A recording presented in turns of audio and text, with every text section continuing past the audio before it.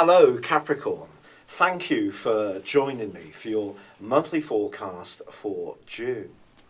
Saturn, your ruling planet, continues to track backwards, and he is going to be making some important contacts this month with both Mercury, the planet of thought and communication, and the Sun, which is at the very heart of our very being.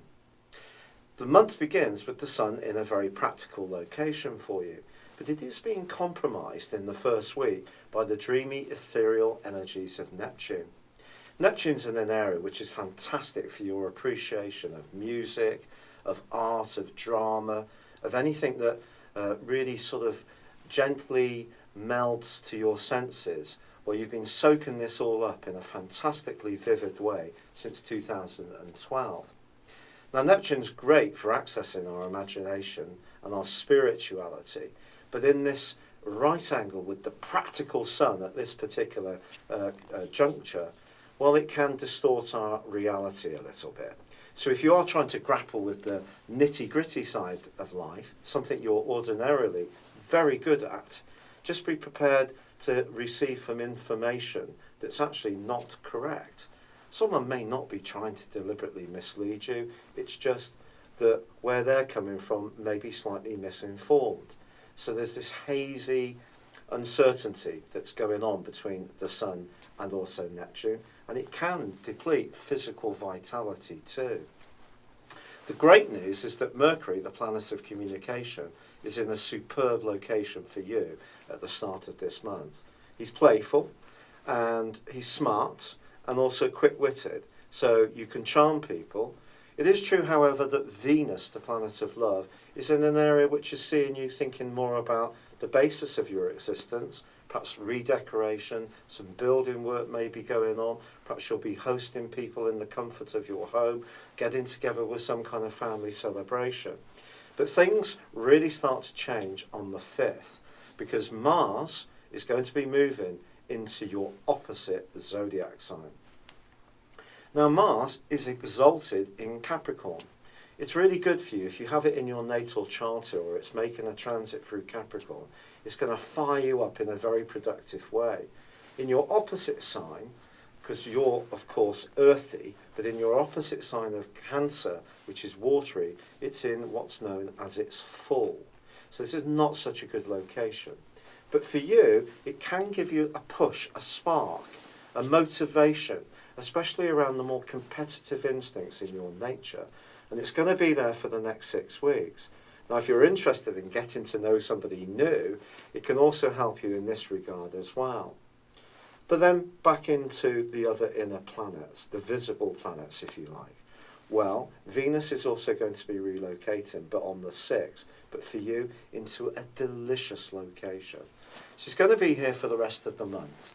Playful, charming, diplomatic, alluring. The 5th house is really glamour central.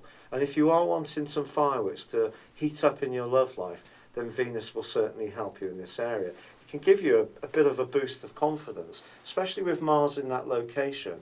And you may decide to give yourself some kind of makeover, which does enhance your sense of attractiveness and alluringness as well. Now, Mercury itself is going to be relocating on the 7th, but for you, it goes into this same precise area that the Sun is already in. And I think this is asking you to really make sure that the nitty-gritty issues in your life are applied in a very precise way. Mercury has 2 rulers. Of course, one is Gemini, where it returns to, which for you is about this position. And the other ruler is Virgo, which is about knowledge. And that, of course, is your 9th solar house. But Mercury here can be good for you because you're a very methodical, very thorough zodiac sign anyway. And this is just going to help to boost this side of your nature. On the 9th, however, Jupiter, the planet of abundance and growth and optimism, which has been tracking backwards in your sector of success and worldly interactions ever since the 9th of February, well, that starts to go forwards. and this is a really good development for you. In fact, by early September, a major breakthrough is possible for you as far as your career is concerned. On the same day, however, there is a full moon.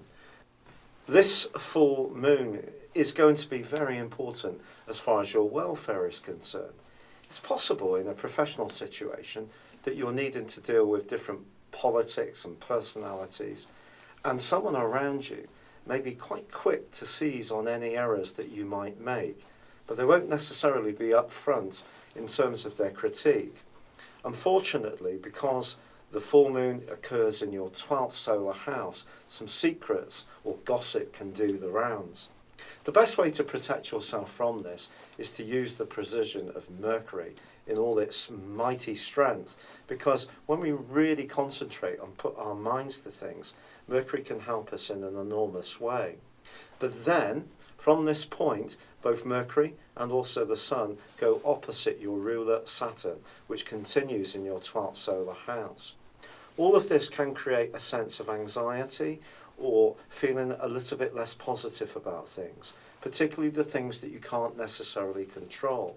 Then, with Mars in your opposite sign, it could be a tendency to be a bit more defensive and hit out, really, if you feel that you're being threatened or challenged in any kind of way.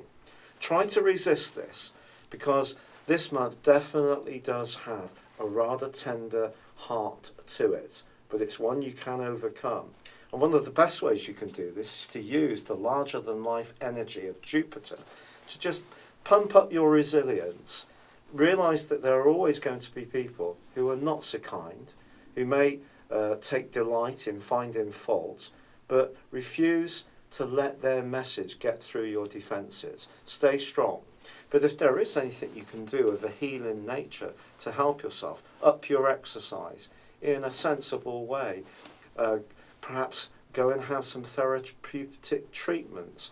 Anything of a spiritual nature can also feed your physical self in a very positive way at the heart of this month. So if you find your energy is a bit down, or you find that things seem to be a bit heavy, try to find the small steps forwards where you can make changes and adjustments which actually refresh and renew you. And if you do that, you can really emerge from this period really heartened and in a very much more positive frame of mind. By the 16th, Neptune goes into a retrograde herself. Of course, the inner planets of Saturn and also of Pluto are already tracking backwards, so this adds to the mix. Neptune for you is very much about how you're thinking at the moment, and if you are interested in music, photography, anything to do with self-expression that's quite nuanced, this is going to continue to flourish for some years to come. It's not going to come to a halt just because of the retrograde, but it is asking you to try to counter any secret worries that you may have in the months ahead. On the 21st, however, the Sun and also Mercury move into your opposite sign to join up with, yes, Mars. This combination of energy can be absolutely wonderful for your relationships, especially with Venus in that beautiful, upbeat and glamorous 5th house. If you are footloose in Fancy 3, it wouldn't be a surprise if you got chatting to somebody new.